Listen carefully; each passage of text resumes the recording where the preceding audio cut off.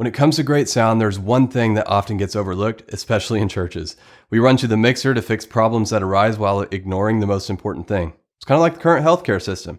We're prescribed medications to get rid of symptoms when the root cause of the issue is ignored. So what's the key to great church sound? Well, I'm going to tell you in this video. This video is brought to you by Behringer X32 Mastery, the fastest way for church sound techs to master the X32. And with the team license, you can enroll unlimited team members now and in the future. Finally, everyone will be on the same page. Visit x32.church or click the link in the description to learn more. Well, hey, if we haven't met, I'm Cade, creator of Collaborate Worship, and we're dedicated to building confident worship teams. In other words, we want to help you master technical skills so your church can worship without distraction. All right, here's the key to great church sound. Get things right at the source. When something doesn't sound quite right, the first thing to look at is where the sound is originated, the source. The mixer is at the end of the signal path and shouldn't be used to fix at the source problems. In other words, don't use EQ to compensate for old drum heads that haven't been properly tuned. Don't use compression to compensate for a vocal who doesn't know how to control their dynamics or hold their microphone correctly. Now with this in mind, let me give you 5 steps to solving sound problems. Step 1 is you check the source. Vocals should be singing out and holding the microphone correctly, no more than an inch from their mouth. An electric guitar should have a great sound coming from their amp and the microphone placed correctly.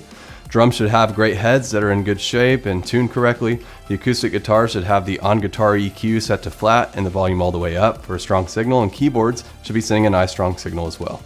Then step 2, you gotta check the microphone. Are you using the correct drum microphones? Have you tested different microphones on each vocal to see which sounds the best? Believe it or not, each vocal is different and may sound better through a different microphone. Step 3, check the cables. Cables can make or break your sound. You understand balanced versus unbalanced. Are you using direct boxes when needed? Are you using quality cables or the cheapest ones you could find? I have a post that teaches you all about cables and even gives you the cables I recommend using. I'll include a link in the description. All right, step 4, properly set gain. Gain or trim is often the most overlooked knob on your mixer, but do you understand gain and how to use it correctly? If not, no worries. Simply watch my video on gain and I'll include a link in the description. All right, step 5, use audio processing. Only at this point are you ready to start using things like EQ and compression to improve the sound. Of course, you should never use these things just because they're available, but to solve a specific problem.